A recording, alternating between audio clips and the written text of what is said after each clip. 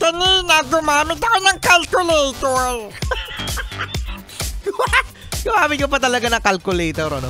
Malaking bagay daw mga yes friend ang hindi pagkakalaro o hindi nakapaglaro si Kai Sotto dahil sa natamong injury sa previous game nila laban naman sa bansang Latvia.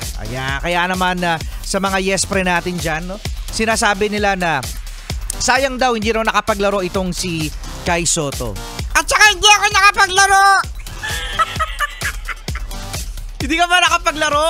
Kaya kulang kayo ha? Hindi nyo ako sinama. Hindi nyo ako sinama sa lineup nyo. Alam mo, kahit isama ka doon, gagawin ka na lang bangko.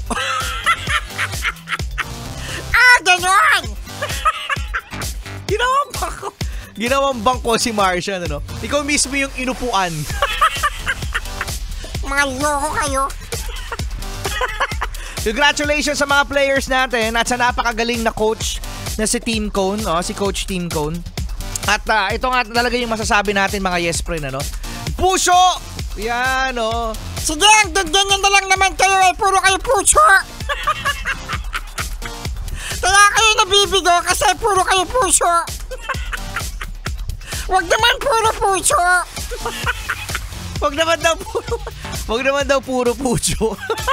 Sabi ni Martian. Ang tatangkad din kasi ng mga kalaban pero still mga yes friend, wala pa rin makakapigil sa ating numero 1 laro, ang basketball. Yan, basta nag-e-enjoy, nakakapag-unite sa ating mga Pinoy. Go lang ng go kasi malay mo Martian, no? Susunod, makapasok na tayo sa Olympics. Hindi ka sure. Napaka-nega na ito.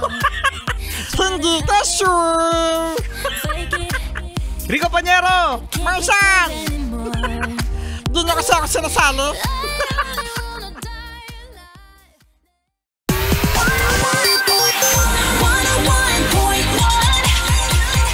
Yes, FM.